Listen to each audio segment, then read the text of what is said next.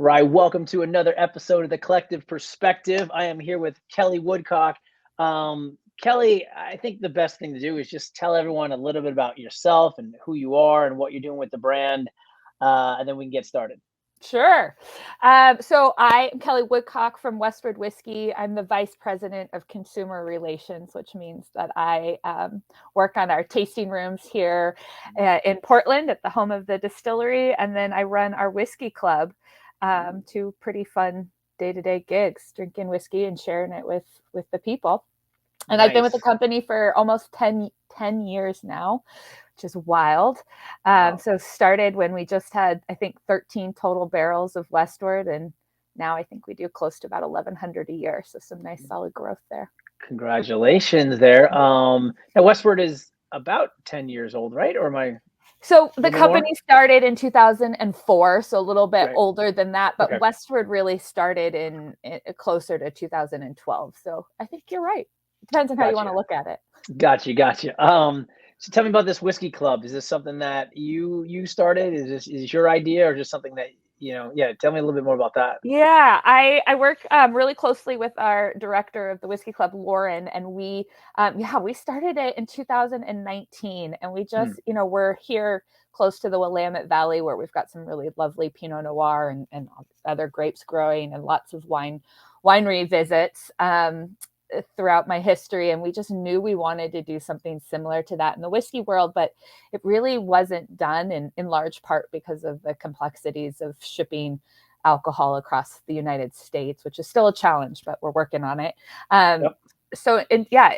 Right at the beginning of 2019, we decided we were going to try this crazy whiskey club concept and see what we could do to make it work. And initially, you had to, pick it up at the distillery, and then we were able to ship to Oregon addresses. And then one of the I guess silver linings of the pandemic was that some moves have happened within the states to allow online shipping to be a little bit easier. And so last year we took the club national or almost national. There's about 20, I think 24, something like that, states that we ship to.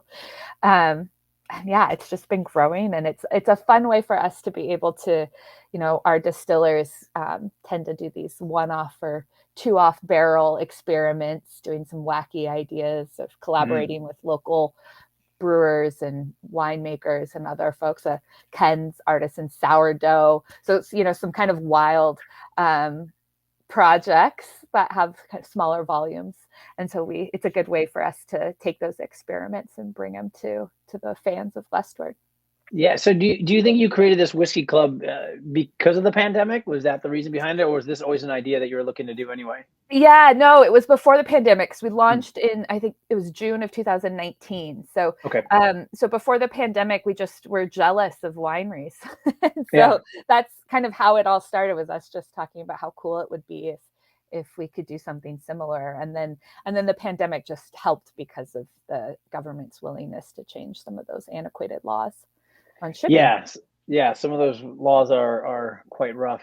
And it's nice to get these virtual events that are happening and these Zooms and elevate them and actually have a little tasting kit or something Yeah, to totally. have as well. So obviously you're with a smaller brand meaning against like maybe Kentucky. How do you compete with Kentucky? I mean, obviously people are like, well, it's bourbon, it's America. 95% of bourbon comes out of Kentucky.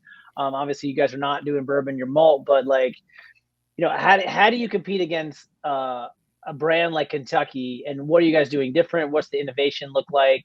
How are you going toe to toe with some of the big brands out there? Yeah, I think for us the best way to do that is just kind of to lean into being ourselves and not Mm, trying to copy what Kentucky or say Scotland is doing. So one of the really, I think, cool things that we do and some of our fellow craft distillers is we're not set by the traditions of bourbon and the Kentucky way or Scotland and what they're doing there.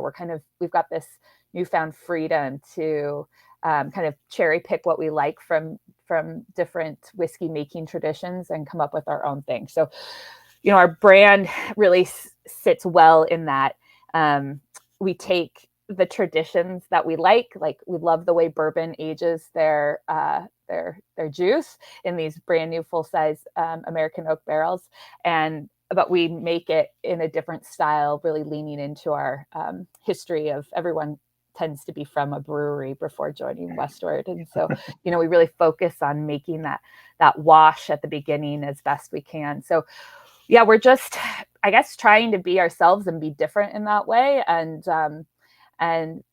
I think that helps us stand out and shine against some of these more historical, whiskey regions like Kentucky.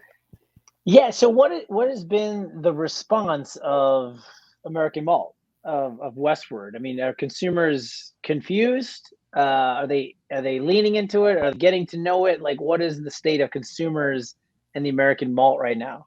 Yeah, so we talk to tons of people, right? Because especially on my team, because we run a taste room at our distillery. That tends to be where people that love whiskey are seeking us out. And then we also have 2 locations at the airport, and so we just see everybody, whether they are whiskey drinkers or not. They're killing some time while they wait for their flight. And so we really talk to kind of 2 general consumers. One are the people that know a bit about whiskey and single malt and the tradition of Scotland and what that means, and they're excited to see something happening in the States along those lines and are interested. And then we see people that just like good drinks and don't have as much interest in or historical knowledge of single malt. And so we spend a lot of time talking about the difference between what we do and bourbon, and but I think ultimately it just comes down to if people enjoy what they're drinking, and hopefully most people are enjoying what we're making here at Westward. But yeah,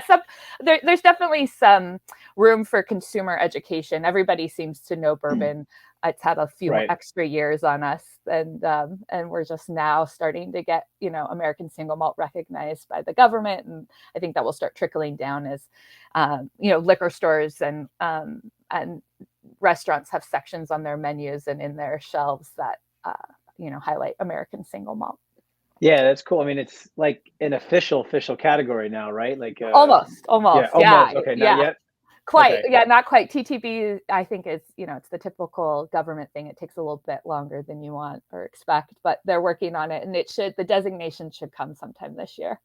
That's exciting, and I think that'll launch this category almost to another stratosphere as well, because I think people, we do a lot of consumer events and people still get confused. What is whiskey? What's bourbon? Why is it like people don't really know the differences and stuff like that. But when you can get a specific category and mention like bourbon, you're like, no, it's 51% corn. It's made here. People are like, oh, okay, I get that. So if you can get that with the malt, I think that just makes things a little bit easier to understand a little of the different nuances of each category. Totally. So what is like, you're doing a lot of you said kind of this club.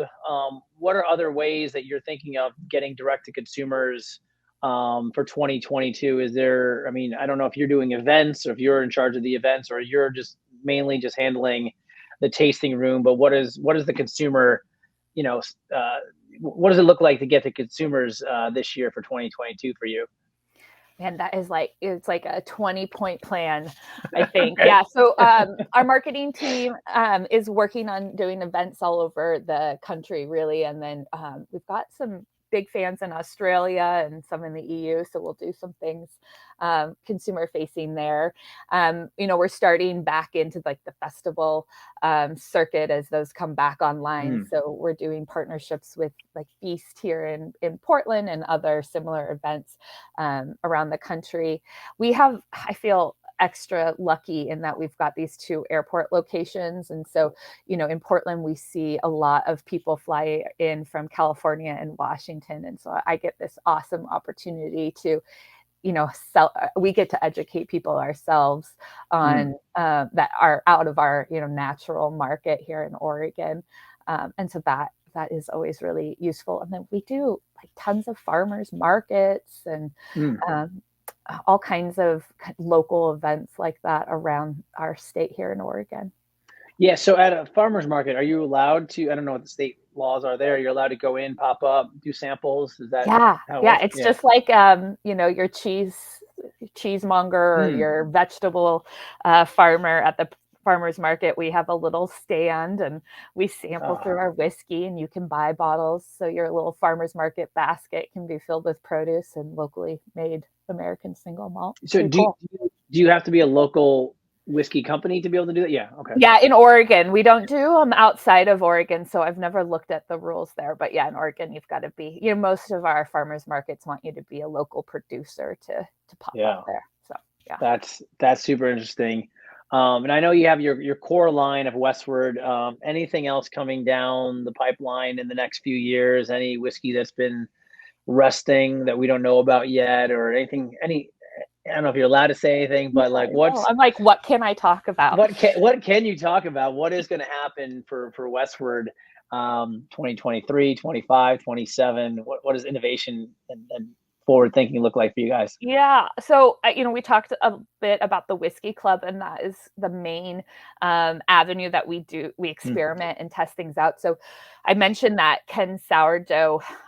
We took this, I don't know if you're familiar with Ken Forkish, but he's a James Beard winning baker. And he gave us some of his sourdough starter, and we propagated that. And he was just talking to Christian one day and was like, what would happen if we used, sourdough starter to make whiskey? And Christian was down to find out. So that was one of our, I would say, most experimental products that we were playing around with.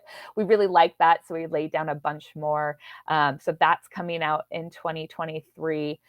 Likely through the club. We're working on our next club release in May, which will be a product that we source barley grown in 2 different regions of Oregon. So it's a little bit of a hyper local take on looking at how barley influences the single malt more specifically.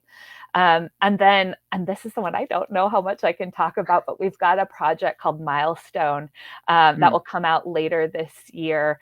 And I'll say that it's kind of a luxury edition of Westward and a special aging system that our distiller Miles put into place. And then I'm going to stop because I don't want marketing to get mad at me. Is that why it's called Milestone? Because of Miles? I think so. Yeah. Although I'm positive Miles would be embarrassed by that, but that's probably why we did it. So that's super cool. You mentioned, some amazing growth. What would you attribute the growth of your company to? Is it the founders? Is it the team? I'm sure it's a little bit of everything, but is there a few specific things that pop out? You're like, we've been growing because of X, Y, and Z?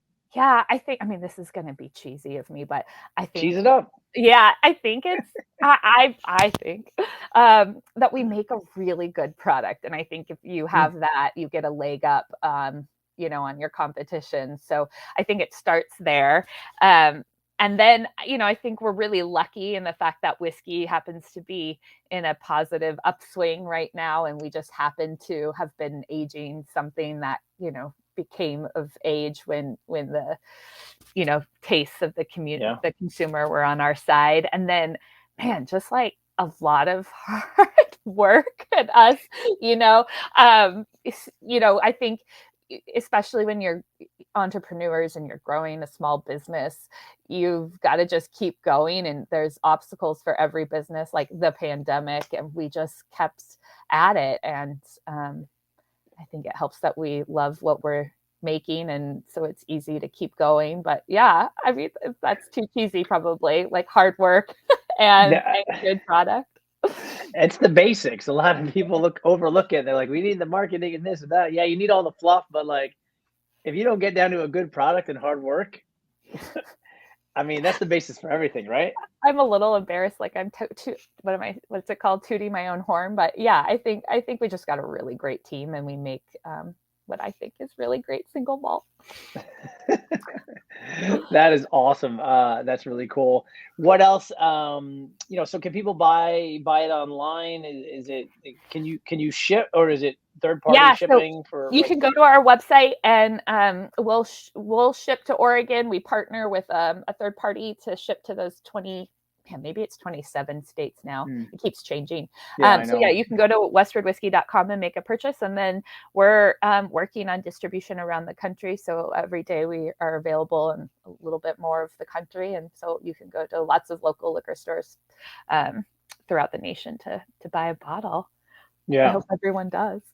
That's awesome. How big is the team now? Oh man. I am gonna guess we're at like 55 folks. My team is maybe half of that, staffing our 4 tasting rooms and all those farmers markets, and then production's another big chunk. And then we've got some people all over the country bringing Westward out to the folks through the sales team. Yeah. Yeah, and how's this malt category going? Is there a lot of other companies that are doing American Malt? I mean, are you guys the Yeah. only ones? Is there a bunch? Are you friends with each other?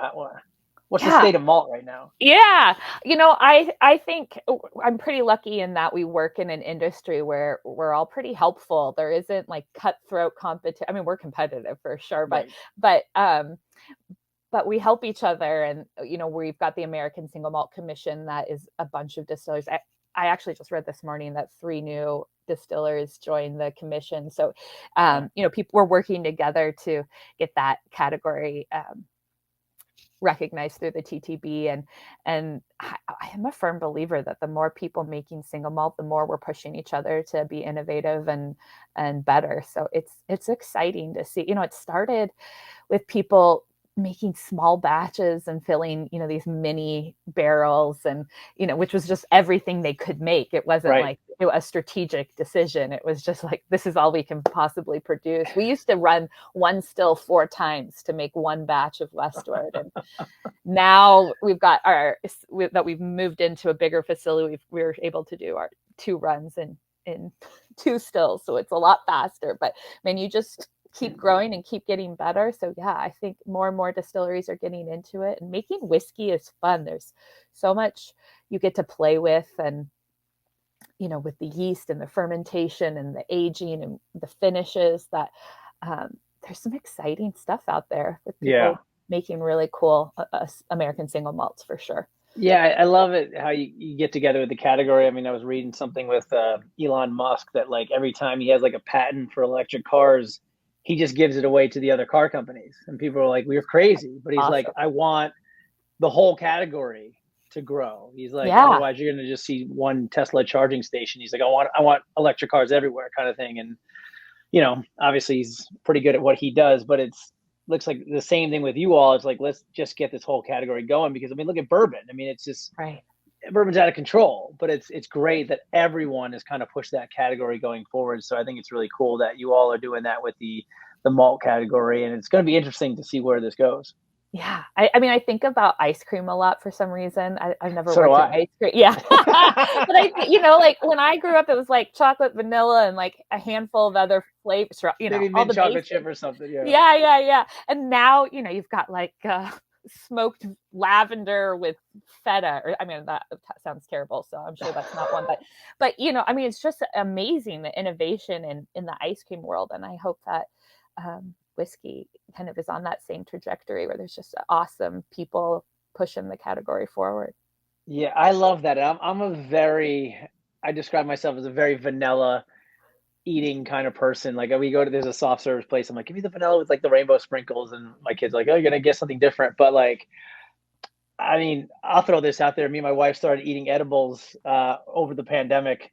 And hey, we're all coping with the pandemic the best. And before that, I was like, never really touched the stuff. But then I started discovering different ice creams, and I'm like, oh, this is why you eat edibles, and then you try different ice creams. So like, my ice cream category has gone through the roof now. I've got 17 different Ben and Jerry's. I've got all kinds of different flavors. So anyway, that's a little side note about me, but I like the analogy of different ice creams, because otherwise you're right. You just get a vanilla, chocolate, strawberry, and it's Totally. good. And But even in the vanilla category, now there's like French vanilla and vanilla bean. And I mean, it's just, you can go crazy on Madagascar vanilla. It's all, you can go crazy on anything if you get enough push in the innovation world. yeah, that's awesome. what else? What else is going on the business side? Anything else that you guys are working on besides innovation, or just what Well, else I'm is fun remodeling and our happening? tasting rooms. So that will be exciting. We're bringing in, we've been working with this company called Still Design, and they've been helping us redesign our space after we sold Aviation Gin. So we're kind of bringing in the Westward vibe. So maybe later this summer, for anybody that comes out to Portland wants to visit, they'll have a brand new experience to check out. You'll have to Nice. come. How big is the tasting room? The one at the distillery is about somewhere around 900 square feet. Okay. And then I finished the 2 airport ones. So go check them out anytime you're flying through PDX. Yeah. And then we're doing a little bit of work on our barrel warehouse, which we do club events at. So you can go wander around the stacks of barrels and taste the new club offering. So all that's coming soon. And you literally have a tasting room set up at the airport. Yeah. There's a kiosk in one concourse, and then in another concourse C, we've got an inline tasting room. So you can sit down and do a flight of our different expressions, or we do a old fashioned flight that you can order. Wow. Hang out before your flight. I want to fly there just for the tasting room. We welcome everyone. That's super cool. Yeah. Well, listen, I appreciate your time here. This is great. Anything else with consumers? You see any other consumer trends? Any other brands that are doing things with consumers? What else is fun and exciting that you see out there that you might implement? Are you working on any NFTs? Are you into that space at all? No, but my boss keeps talking about how we need to make an NFT. I feel like that's beyond my ability to understand the world. You and me both. So lame. I barely have the terms down, let alone understand what they mean. No, I've got no insight on NFTs. I'll say, this feels like a little bit of a broken record, but the way the consumer world has been trending for so long is on those experiences rather than kind of the standard offerings that were happening in the past. And I think that's just going to continue to ramp up as the pandemic appears to be in the endemic phase, I guess. Yeah. And so, we're excited about, we just partnered with this company called Ternant, and we're doing these fireside dinners, which are just beautiful. And I think a really lovely way to kind of re-enter the world. In Oregon, we've been a lot slower than I think some other parts of the world. So we're just recently back to going out in the world and experiencing pre-pandemic life. So I think we'll just see a lot more experiences as people are kind of hungry for the world again and being around people. And whiskey has a really lovely way of showing up in that world of socializing and being with friends. So I agree. Part of the bunch. Are you doing anything do you do the marketing as well, or No, I just am in charge of kind of the Oregon based events and tasting rooms in the club, but I work closely with Emily and Richard over in marketing. Yeah. Awesome. And how is Oregon these days? How's the state? We're good. Portland's had a bit of a hit with the media and how we've been showing up there. So I'm hopeful that we'll turn the corner, at least in the national spotlight. Not that there's that much attention paid to Portland, but it's not as bad as the news makes it seem. So I'm like, how do I, on my side, in my spare time, kind of promote Portland and get people to start coming back here, because it's a cool place. We make fun stuff, not just whiskey, but all kinds of stuff, and hopefully the people will return one day soon. I think they will. I think keep doing what you're doing. Every time I talk to somebody from Portland, I'm like, oh, these are the nicest people in the world. Like, I don't know what's the problem, what's going on out there. Man, who knows? I definitely can't solve the big problems, but I can make great whiskey and bring it to the people. So that's my contribution to getting Portland back in the good graces of the tourism industry. I love it. Let's end it on that note. That's really, really, really cool. So again, how do people find Westward Instagram, the websites, all that information? Westward is at westwardwhiskey.com. Our Instagram and all the handles are at Westward Whiskey. And yeah, come check us out, see what you think. And if you're in Portland, everyone should come by and do a tour and tasting at the distillery. We let everybody, taste through the wash and everything coming off the stills. So it's a good time. Come visit us. Awesome. Well, listen, Kelly, I appreciate your time. I've got my minis right here from one of I your was tasting checking kits. that out. Yeah, yeah. We've done a bunch of virtual events with you all, so we That's appreciate that support, and we appreciate you guys being part of our live whiskey washback events as well. So thank you for that.